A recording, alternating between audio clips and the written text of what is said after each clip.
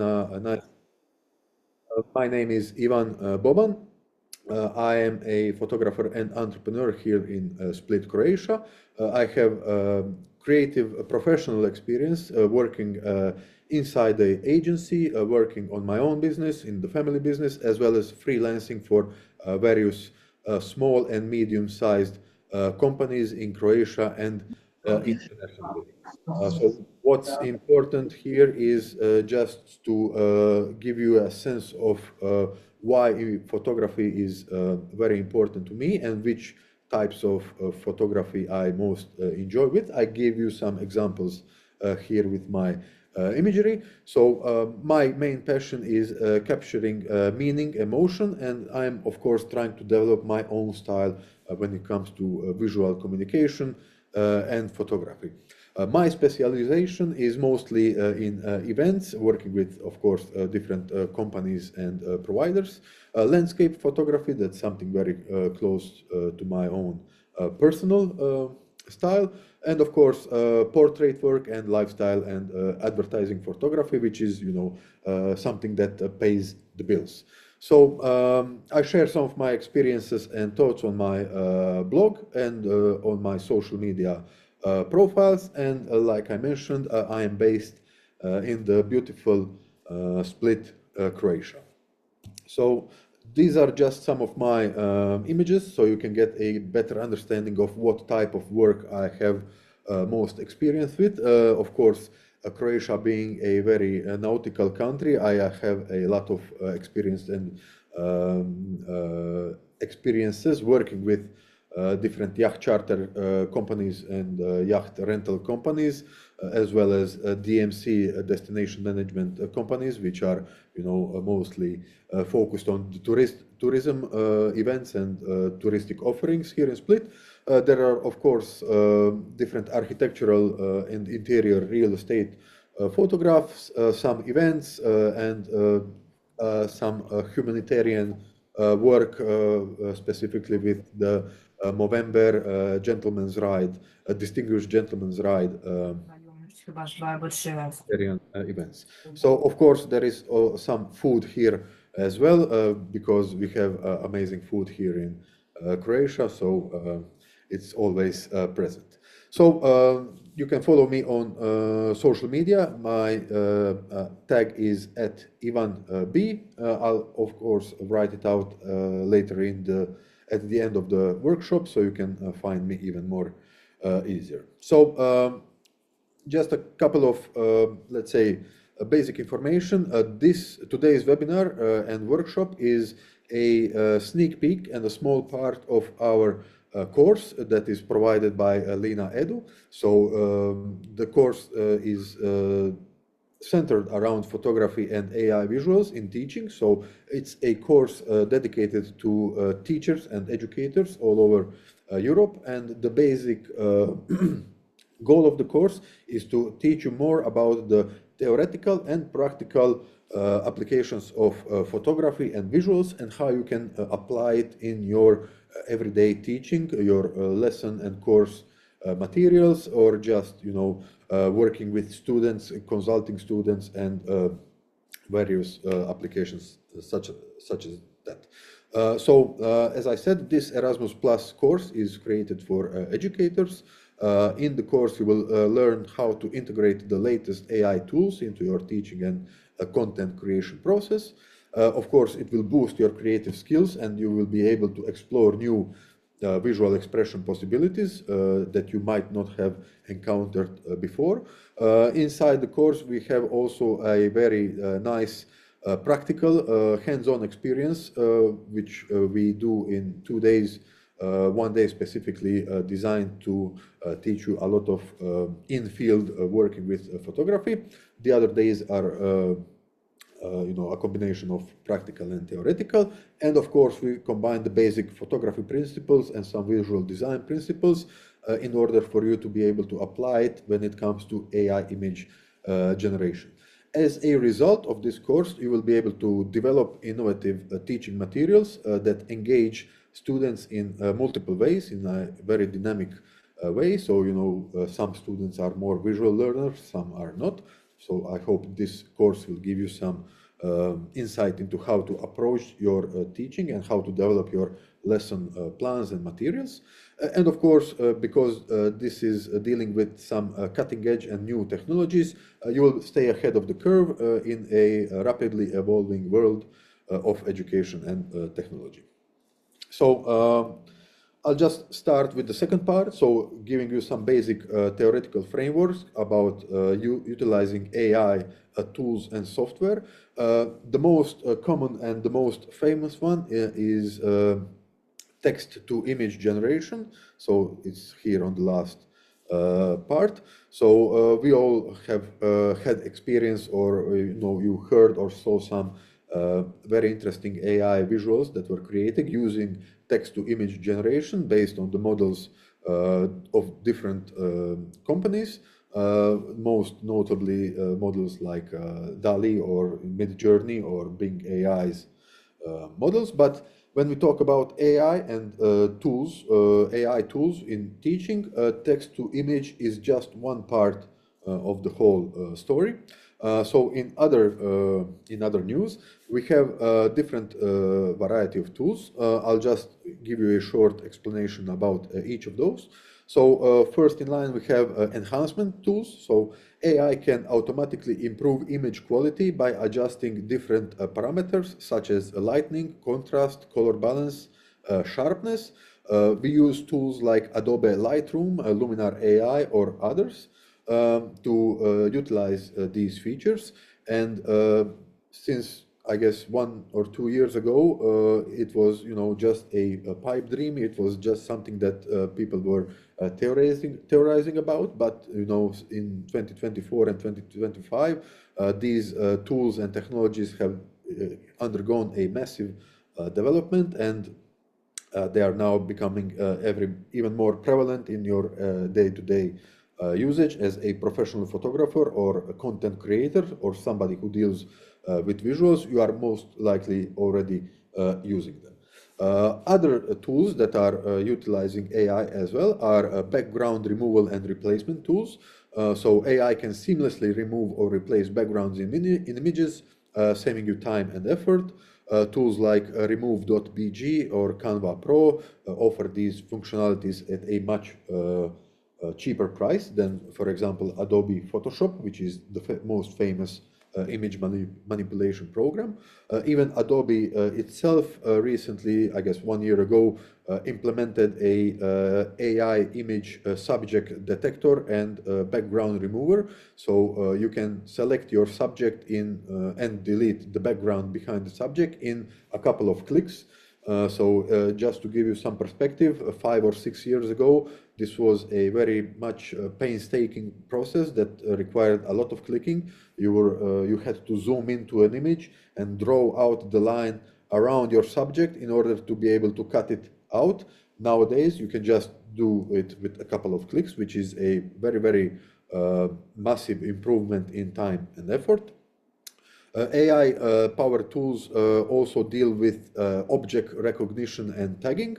So if you're an iPhone user, sometimes iPhone will create automatically slideshows with some of your friends or family. So if, for example, if within 1 year you took a lot of selfies with your husband or wife or your kids or a friend, iPhone or Apple using AI object recognition is able to create a slideshow with you and your husband or wife or your best friend using these AI tools such as object recognition and tagging. So Google Photos and Adobe Bridge also leverage AI in order to be able to bring this functionality to a wider mass of people.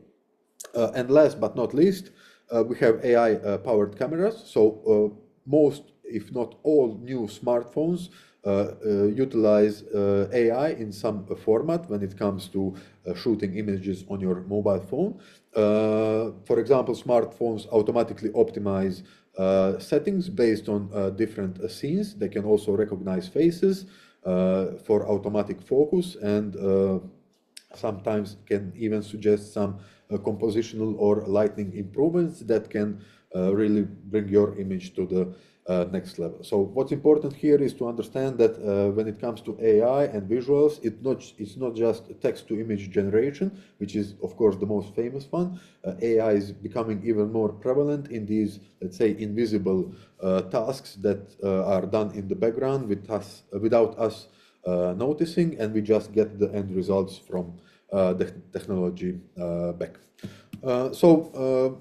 That, of course, poses the question how AI can enhance our, let's say, manual photography techniques.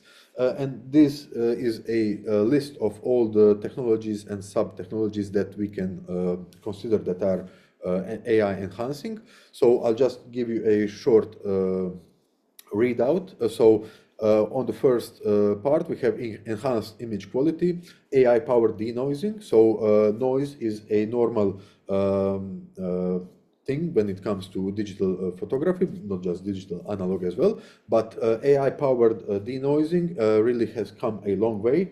So it reduces the noise levels in low-light photos, which result in a much clearer and sharper end image. AI can also be used to increase resolution in doubling or even tripling the original image resolution while preserving some details. Of course, it brings out the finer detail in the image, and you can really see, in a zoomed-in way, the fine texture that's not just the noise, but the fine texture of, different clothing, garments, or skin, or the sea, the nature, or some patterns.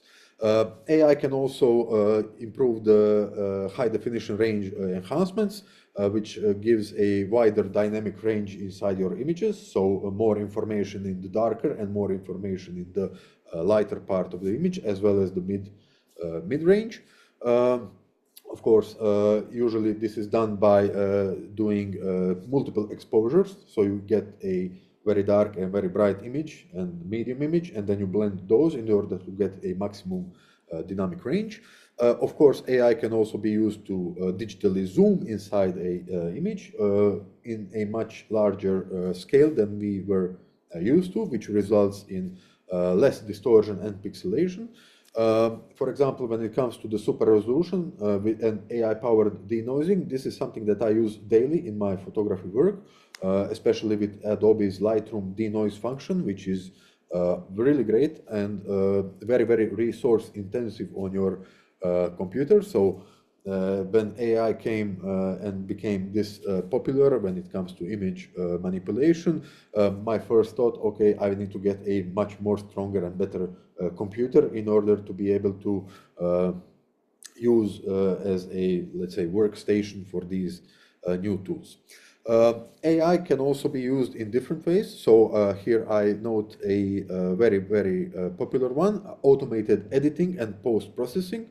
So AI can automatically, based on some algorithms, make analysis and optimization on your visual photos for different photographical parameters, such as exposure, contrast, color balance, sharpness, with minimum user input from your side, meaning that AI will automatically detect the subject, the composition, the lighting profile of the image, and based on an algorithm, it will automatically improve the visual portion of your image. AI can also be used for object removal, replacement, or background removing, like we already mentioned. This is becoming even more popular now with Adobe Photoshop's generative AI. You are able to select one part of an image, for example, the background behind me, and using the Adobe's generative process, I can remove this background behind me and place myself in any scene imaginable. It can be space, waterfall, nature, school, whatever. And it's done with a couple of clicks. Style transfer, so this is a bit of a controversial one. So using AI, you are able to copy different photographic styles. So this was a much more complex process before. For example, you had a popular photographer that was very popular, for example, on Instagram or different social media, and they had a very unique and distinctive style, the photographic style and the visual style, their editing style. Now with AI, you are able to pretty much copy the visual style of almost anybody, and AI will automatically output some of the parameters for you to use in order to copy this style. So it's a little bit controversial, but it's here, so we cannot avoid it. I guess we won't be able to avoid it. AI can also assist with culling. So as a event photographer or a professional photographer, you come home after a photo shoot and you have hundreds or thousands of images to process. It was a very, very time-consuming process. Nowadays, with AI, you are able to give it a command in order for the AI to go through your entire gallery and delete or reject all the photos that are not technically correct. So, for example, I can upload a gallery of 1,000 images, and using this software, it will remove all the blurry images, all the images where people have their eyes closed or have some weird positions that won't probably go inside the final gallery. So it saves you a lot of time when it is used. As we mentioned, AI also improves the camera functionalities in general. AI-powered autofocus in all modern DSLRs and mirrorless cameras really uses object recognition in order to detect faces and then automatically sharpen and focus the eyes. So using AI, it really brings this autofocus features on a new level. It can also be used for scene recognition. So AI will automatically adjust some of the parameters based on the intelligence of the scene that is detected. So it's becoming a little bit more automatized, but again, when it comes to a general consumer, they don't care. Professional photographers, they still want to do this manually because it, of course, is defined by your artistic vision. But when we talk about, the mass market cameras that, Canon, Nikon, Sony, or these other manufacturers, they want to sell, they, of course, will all be, this feature will be included in all of the cameras. As I mentioned, there is also real-time image analysis, which is very much connected to the automatic scene recognition. Then we have, let's say, this more creative AI part, which is generative AI or text-to-image AI tools.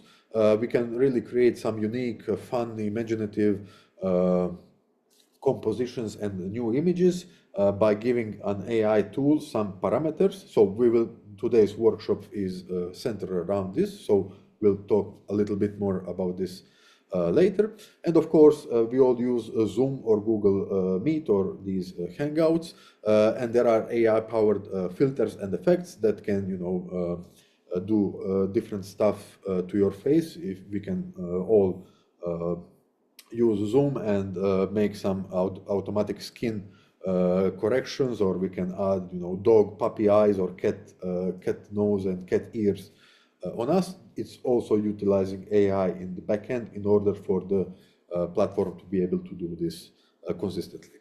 Last but not least, it's very important to mention AI as a tool really improves accessibility and inclusivity of visually impaired, potentially visually impaired people and people who are not that versed with technology.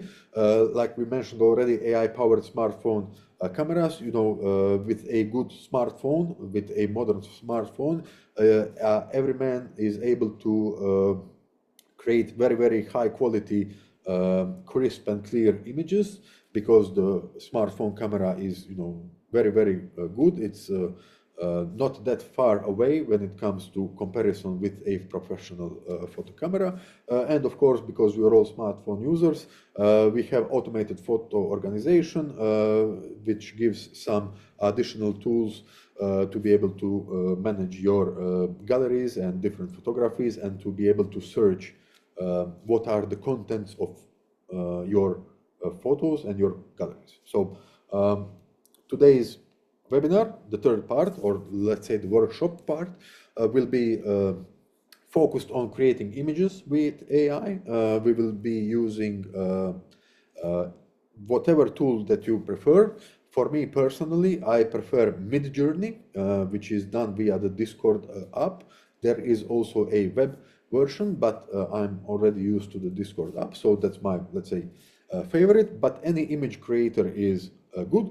So if you have access from your school for a Microsoft account or a Teams account, you can also use Bing. People who use Google in their school or have a Google admin workspace account for their school are also able to generate images from within the slides. So Google Slides also gave you as a paid user to be able to generate these AI images. But of course, if you have any subscription to any other tool, or if there is some preference from your side, you are free to use whatever tool you like. So just to give you an understanding of how to think about prompting, or how to engineer your visual prompts when it comes to AI, there is a couple of different photographic and visual keywords, or let's say categories, that we have to be mindful of. So I'll just give you a short readout here, and then on the next slides we'll move into the more practical. So when we create images with AI, we have to be mindful of the style or the tone of the image. So photorealistic, and these are just different keywords that describe different visual styles and elements. So we'll be using on the next slides some of these.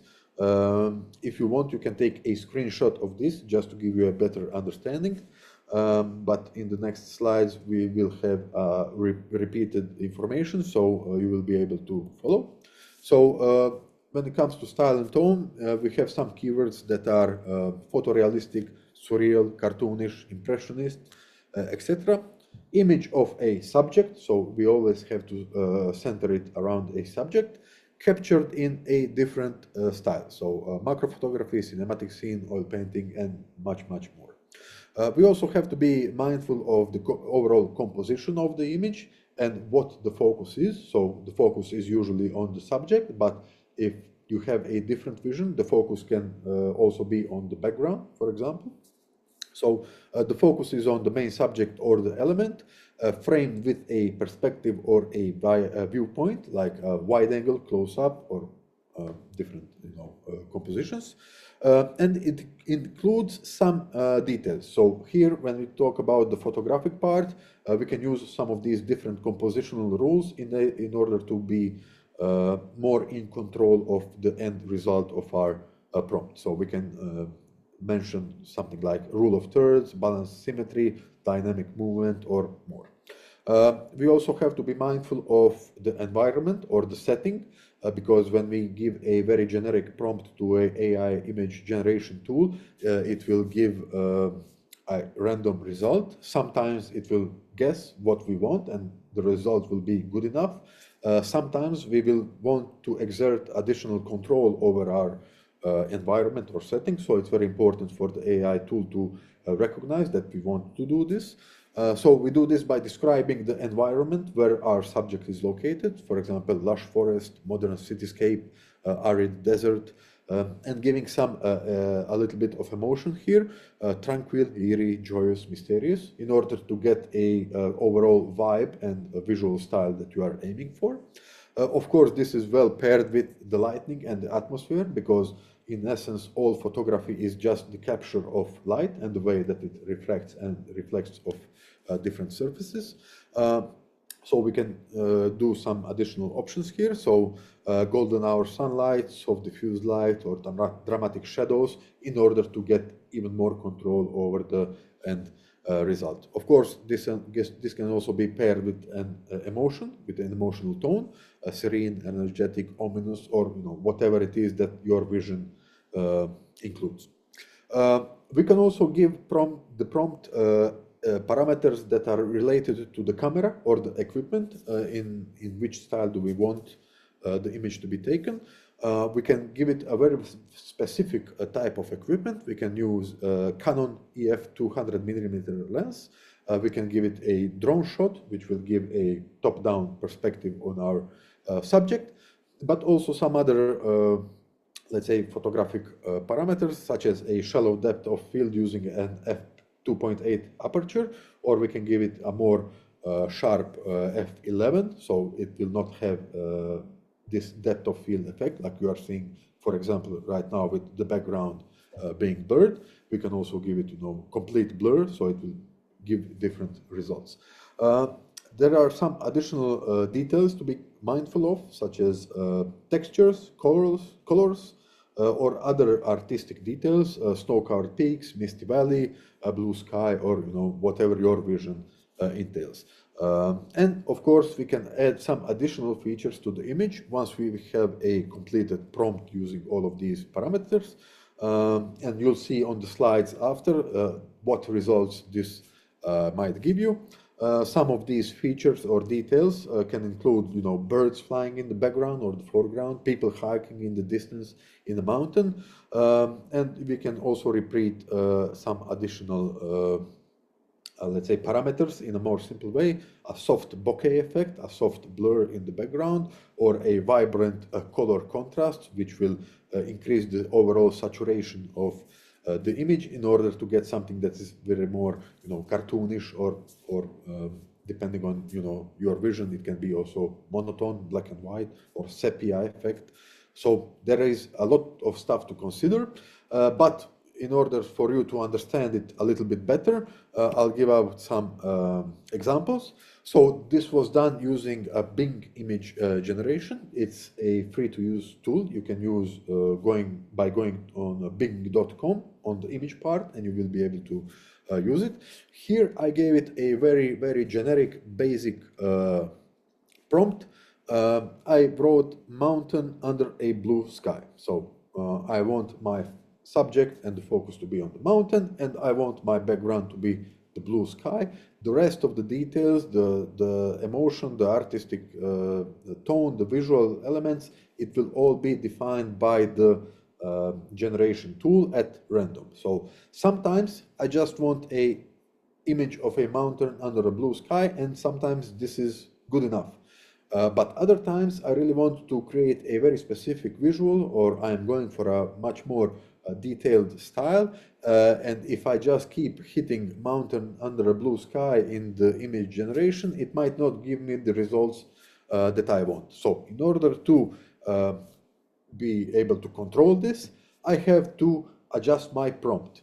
So how to write an effective visual prompt using the all of these parameters and the factors that I showed here, and numbering them from 1 to 8, from a prompt that is mountain under a blue sky, we get this. So a photorealistic image of a snow-covered mountain, blah, blah, blah, blah, blah, blah. So there is a lot more elements and a lot more parameters that is defined here in this second prompt. So I'll just show you the end result. So for example, the left part is a generic image mountain under a blue sky.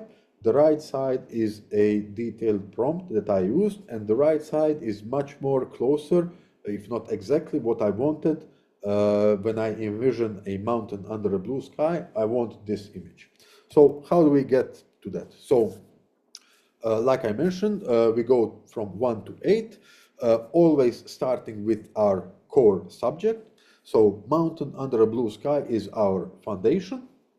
We can add then some photorealistic details, specifically snow-covered mountain instead of just mountain, because we want to convey this very cold winter type of effect.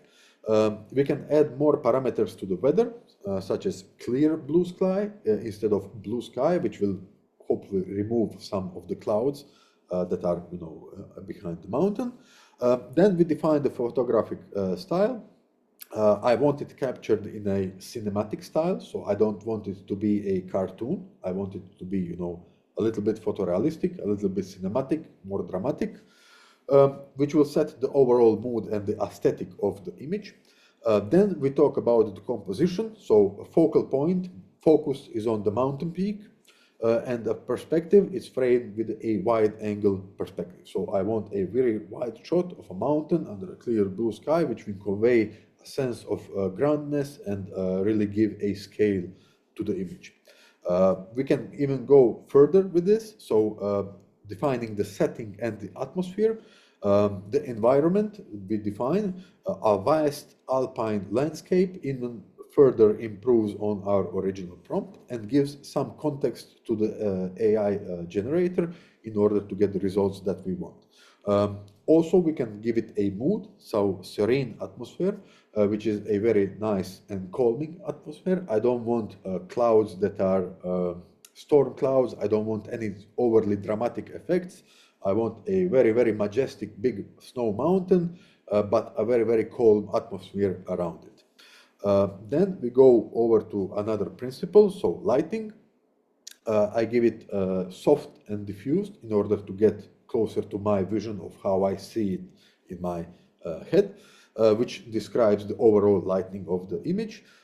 We can also give it a time of day. We can give it early morning, we can give it noon, we can give it evening, and that all depends on your vision. So sometimes you can skip this part, but I always like to give it, some parameters when it comes to light. For example, when you take images in noon and the sun is going centrally down on you, there will be harsh shadows that are, coming down your face, or in this case, the mountain. If we go for a early morning or late evening image where the sun is at a much lower angle hitting our subject, it will create a different dramatic shadow that splits one part of the image and goes to the other. Then we go to the overall feeling. We want calm and awe-inspiring. This is a little bit repetitive because we already defined one part of the mood here. So sometimes when you structure your prompts, you can repeat some of these keywords in order for the AI generator to give you a more, let's say, precise result, but sometimes it will confuse the AI. So we'll see why it does that in the next slide.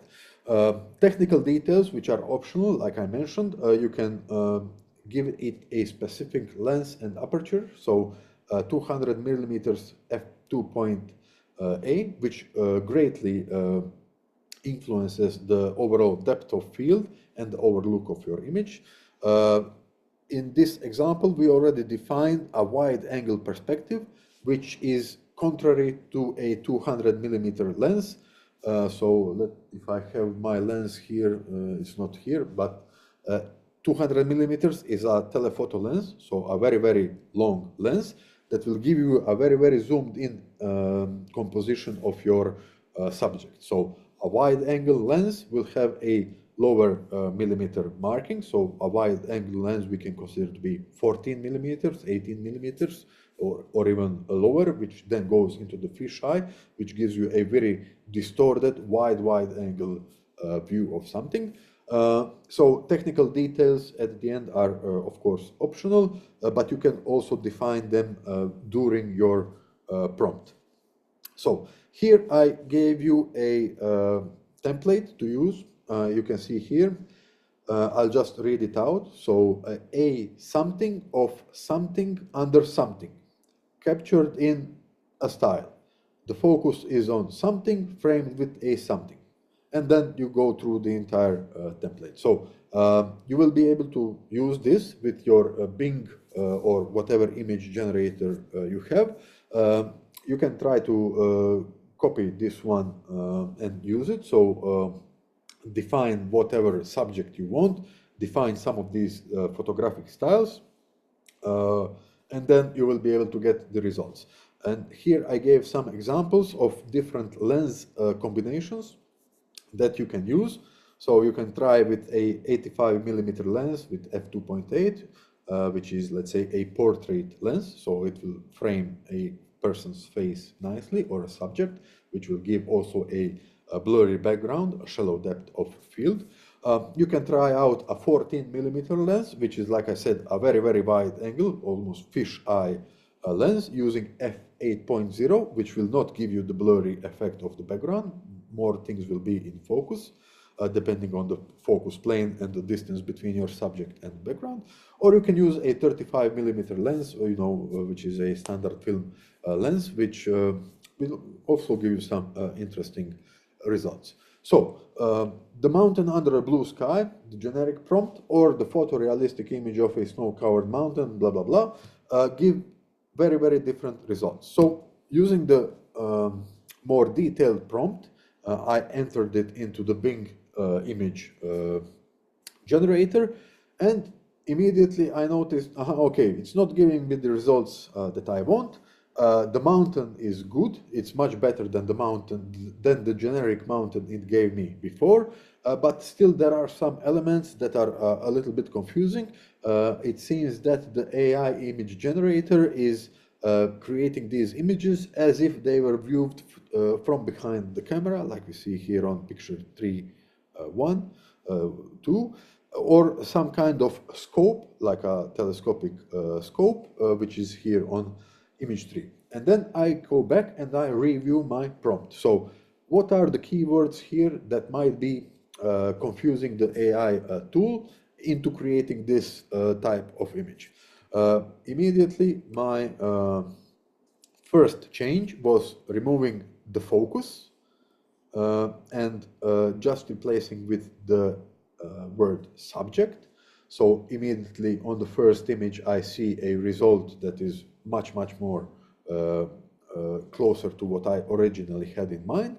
But the other three images are again a little bit confusing. So I say, okay, I need to review the prompt once again in order to be able to get the results that I want. And then I removed the keyword framed, which in the end gave me the results that I wanted. So it's a photorealistic image of a snow-covered mountain under a clear blue sky captured in a cinematic style. The subject is a mountain peak with a wide-angle perspective. As you can see a lot of detail and topology in this image. The overall setting is a vast alpine landscape with a serene atmosphere. The lighting is soft and diffused, suggesting early morning on evening. So I tried to give it again the prompt 3 times in a row. So here on the left side, you will see the generic prompt. So it's just a mountain under a clear blue sky. And on the right side, I copy pasted this detailed prompt. And I did it 3 times in order to see what type of results will I get, and will I be able to achieve the consistency that I want with different image generation. So image number 1 on the left side is the generic mountain, on the right side is the detailed mountain. Image number 2 on the left side is the generic mountain, on the right side is the detailed mountain. And image number 3, again, generic mountain and a more detailed mountain. As you can see, between these 3 images on the left side, the consistency is not quite there. Number 1 and number 3 are very similar, but number 2 gave me these hikers that I didn't want, and I never wrote include people hiking, or I didn't even think that it is going to give me this type of scene. And on the right side, the results are pretty consistent. So it's always a snow-covered mountain, wide-angle shot. There are no additional elements that I didn't want to include on the image overall. And I am pretty satisfied with the image on the right. So I used Bing AI for the previous results. For my personal preference, I used Midjourney, which is the image generation tool of my choice. And then I did it the same. So first prompt is mountain under a blue sky, and you can see immediately it's much more photorealistic. It's much more natural than Bing's image, because when we talk about some details or the landscape details, you can pretty clearly see that these trees look a little bit fake. The ridges of the mountain look a little bit weird. The shadows and the lighting is not quite right. sometimes. So there are these places where it's not really logical, like these shadows are created out of nowhere. It's not corresponding to the topology of the landscape. So in mid-journey, I get a much better result just by using the generic prompt. And by using the more detailed prompt, I really nail it down and I get what's really, really close to the way that I envision this mountain in my mind. It's, much more soft and diffused lighting, much more natural landscape. It's much more calm. There are pink and purple overtones, which feel a little bit more calm than the aggressive greens here, or these very gray mountain. It's a much more nicer image.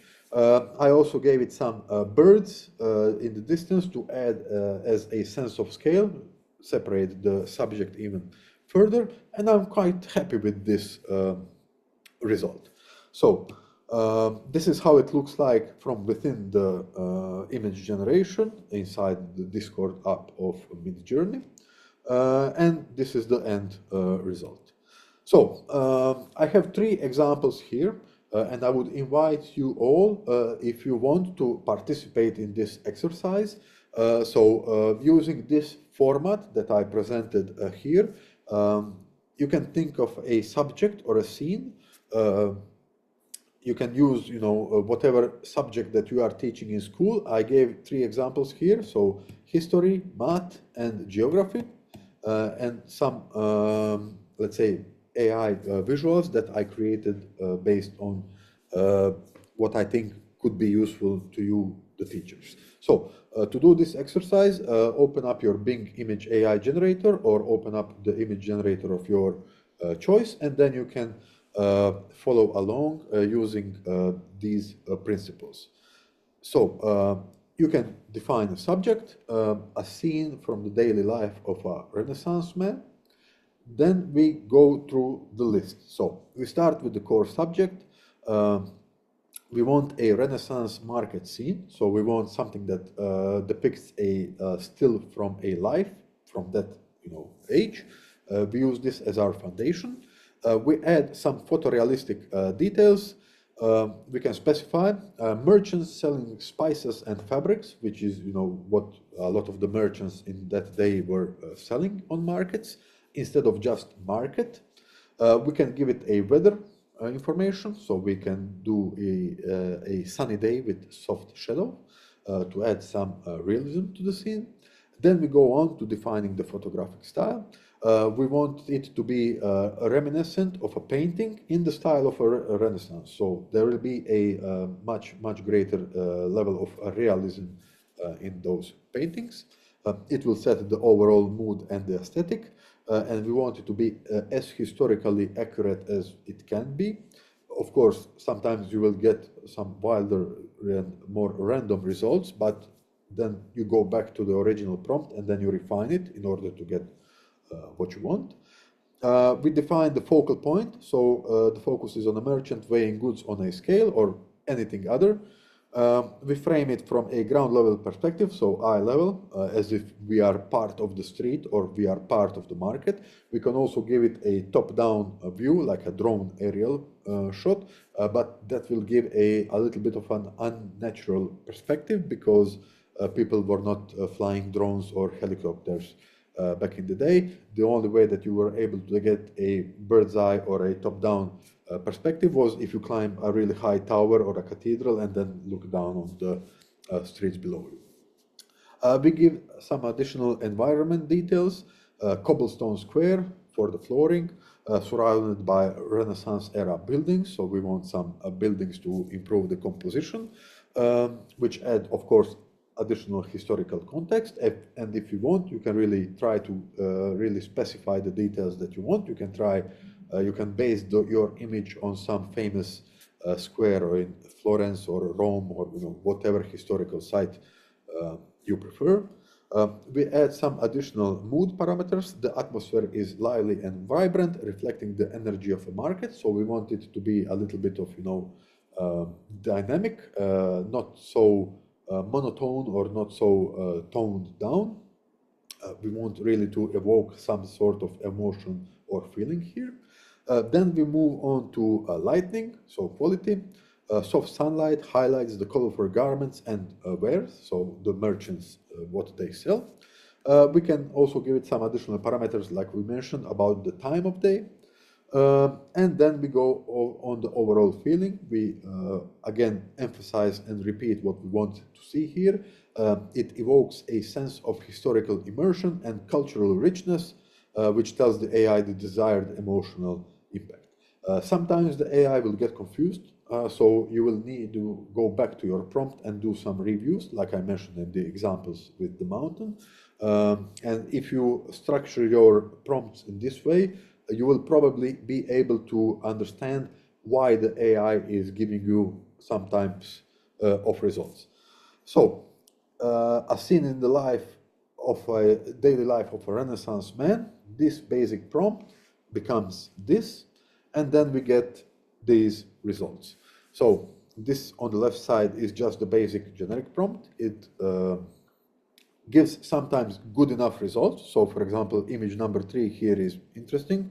All of them can be used at some point, but in my mind, I envisioned something more closer to the right side of the images, and using this detail prompt, image number 1 or image number 3 here are, let's say, my favorites, and really gives a much more detailed perspective and different emotion to what we want to achieve in our image generations.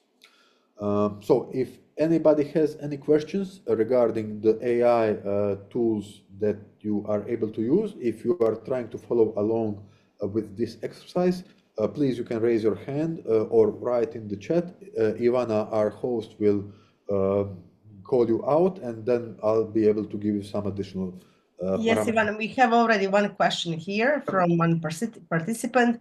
The question is, how can we write a negative prompt?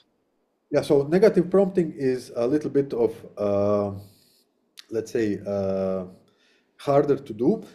Different models and different AI models, so different tools that you use, will respond to negative prompts in a much better way. So for example, the first one that comes to my mind is Leonardo.ai, which is a very nice and user-friendly tool that you are able to use online. It's paid, but I think they also offer a free trial version, and they have a very nice negative prompt parameter. So there is a text box where you are able to write all the stuff that you don't want to see in your image. And depending on the tool that you use, some of them might respond well to a negative prompt, but other will just parse the sentence as a part of the prompt. So writing not something or don't do something sometimes gets overlooked and AI ignores it. So if you want not to include something, you really need to know the tool that you are using. For my personal preference and the way that I use it, Leonardo AI is a very nice one that has a very good negative prompt input parameter, which will omit or delete some of the results that you don't want to see.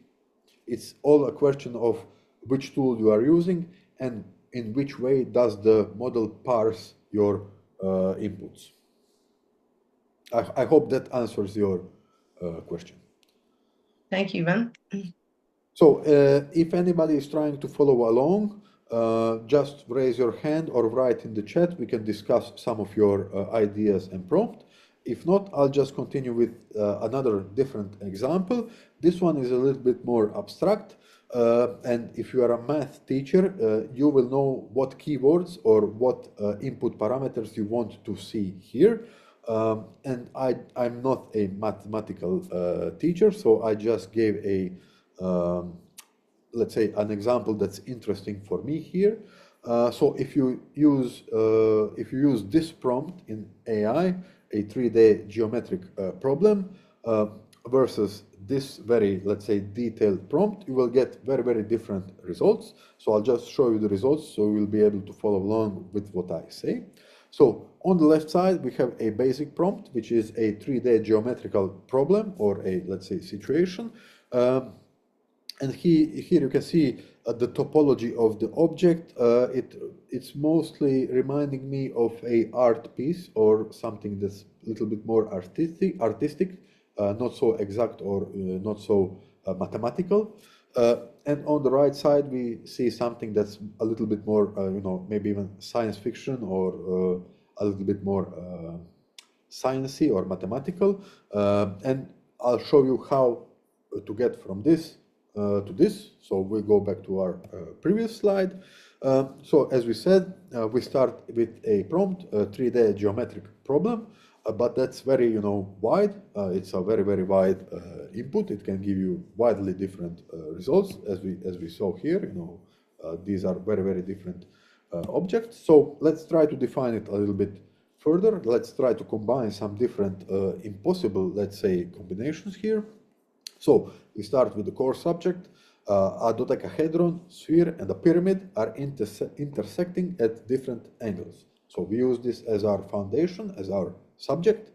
And here you have to excuse me because I did not update. So we add some photorealistic detail. We add some precision of the angles, like we see on the right side of the prompt.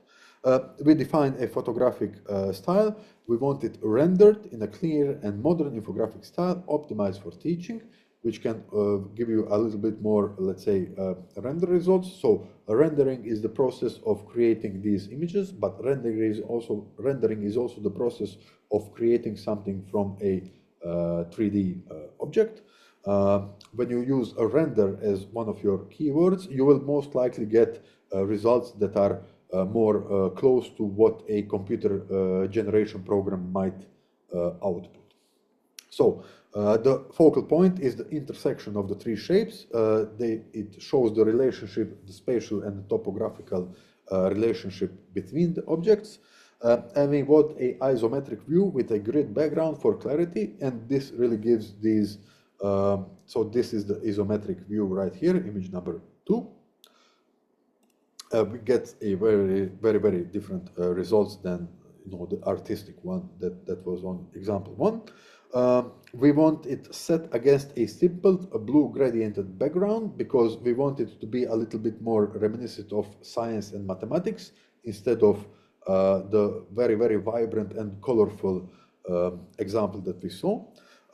We want, let's say, the mood to be educational and visually engaging. So in order to get this, we use technical details. So in this optional part, I included labels showing angles, edges, and vertices to explain the relationship between the 3D objects. So when we include all of this in our prompt, we get from the same, let's say, idea, we get a very, very different results. So you can see vertices, labels, and a lattice underneath the object. We have a very clear and clean blue background, which is very different from the left side of the image.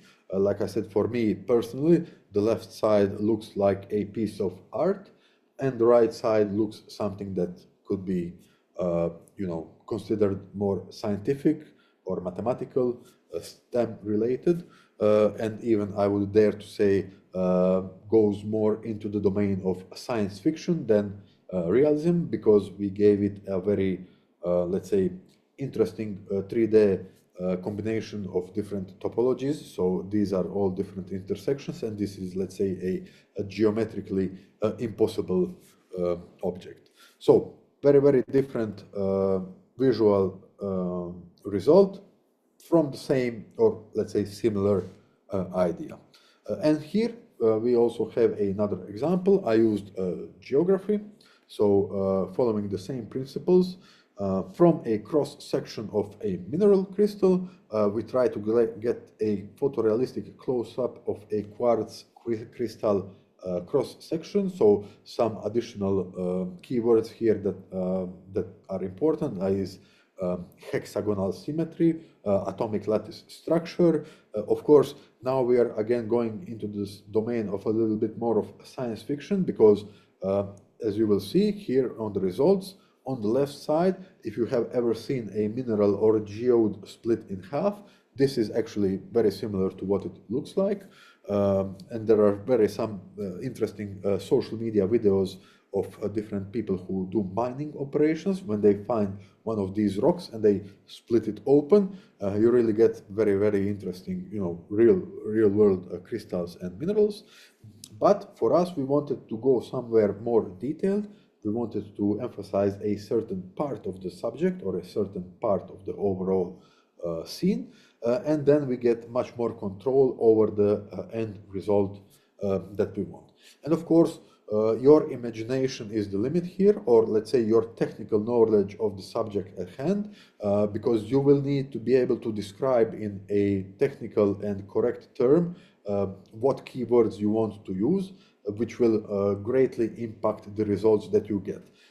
What's important to note here that all of these large language models and image generation models, they are all trained on real world data. So all of the image generation models are an amalgamation of already existing photos, models, illustrations, or different visual elements. So in order for you to be able to get a result that you want, you need to be able to technically describe what you need. So one part of this is knowing the photographic and the visual techniques, like we mentioned in this webinar workshop, knowing what to write, how to describe it. But the other part is knowing from your field of study or your course that you usually do, what you want to know. So a geography professor will know in a much more greater level of detail how to describe these crystals or geos or which minerals they want to see. They will be able to differentiate between amber, quartz, or whatever different minerals. A mathematical professor will be much more inclined to understand the different topological geometrical elements that they need to create. A history professor which will know much more details about the accuracy of the historical era, or the garments or the spices, or whatever these merchants were selling in the Middle Ages or the Renaissance era or whatever. So one part is knowing the photographic elements, the visual language that you need. The other part is knowing, you as an educator, what do you want to achieve and what type of image you want to create. So any other questions, comments, or ideas? You are free. I invite you to freely share. There is no right or wrong answer here.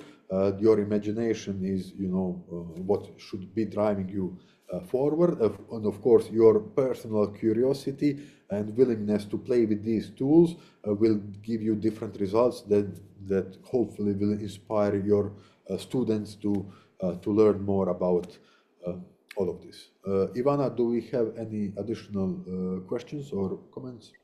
No, still no. There was just one question, and we can suppose that it was pretty clear for everyone here today that you said and shared with us so far. So please, if you have any questions to ask, feel free to ask our Ivan to help you with some dilemma if you still have, or if you want to ask something that Ivan hasn't mentioned so far, just feel free. You can turn on your microphone, or if not, write in chat. Yeah. So I'll just do the end part and make the conclusion. If you have any ideas, just write it in the chat or raise your hand and we'll have a discussion. So sorry, Ivan, we have one question right now. Can we see a live way to make a photo through any AI? Sorry, I don't understand. Can you repeat? Can we see a live way to make a photo through any AI? I suppose that a colleague would know. So you are not able, until you press the enter key, the AI will not start generating results. And it does this through a process of creating so if you ever use Mid-Journey, when you do a input of a image, you will be able to see different, let's say, phases of the image completion. So only once that you hit your enter key and develop and input the Thank you. So once you hit the enter key, the image will start to crystallize and denoise until it gets to the, let's say, the final result. So there is no method, because this is the way that these image generators are structured. There is no method that you will be able to live manipulate the image. So only you will be able to manipulate the prompt in order to get a result. So once you hit the enter, once you get a final image generation, if you are not happy with something or you want to change something, you need to go back to the prompt, you need to revise and redesign your prompt, and then you need to hit enter again. So as far as I know, that's the way these tools and models are structured. So you will not be able to see in a live, in a live way what's happening. Okay, so if you are interested in stuff like this, so if you are interested in photography, visuals, AI generation, I would invite you to join our course. So we have a confirmed course for Erasmus Plus grants and people who have accreditation. Date is March the 3rd this year in Split. We have a 6-day course that teaches you much more detail how to think about photography, how to develop your own photographic knowledge, and how to use this knowledge in order to be able to generate AI visuals using different AI tools that, of course, can help you improve your own lesson plans and that can help you improve your teaching materials. Even if you are not interested in stuff like that, you can also at any point ask us any information that you are interested in. You can write us an email, send a message over social media, or just try to chat with us at any channel that you prefer. Again, this is not the only course that Lina Edu offers. There is a variety of courses. So I would invite you, if you are interested to learn more about this, check out our website, check out the available courses, the dates. There are many dates. We do weekly courses throughout the year in different topics for Erasmus Plus educators. And my personal, let's say, next step for you, take some photos, create some AI visuals, get inspired, try to improve on your own personal style from the stuff that you learned here today. Try to think about, some other creative techniques, how to capture something or how to develop, whatever it is that you are trying to achieve. Listen to your vision and to your emotion and experiment. So that's the only way to learn. So I guess that would be my conclusion. I would like to thank you all once again for joining. Please feel free to write to us, follow us on social media, and hopefully we see you in Split on our course. Yeah, thank you, Ivan, again for first of all for your wide knowledge and skillful insight into really important issue like prompting elements and techniques to improve prompting and therefore getting more detailed and beautiful images. I think that you managed to and really successfully to drive all of us into this matter today completely. Yeah, we had our webinar more than 1 hour that we planned, and we are really happy for that. I'm just going to repeat Ivan's words that for the end, you have our contacts and our website to register to the course that our Ivan leads successfully, and we will gladly meet you and host you here in Split, Croatia for 6 days. Also follow our socials, and because we always share some teacher training content, tips and tricks and material freely, because we are your partners and we want to contribute to our teacher training community. Therefore, I want to just thank you once more that you spend some time of this lovely evening and afternoon with us. We are going to keep in touch. Thank you once more, and yeah, I want to wish you that your nice rest of the day of all of you today, and that's it. Ivan, thank you very much. Thank you all. Bye bye.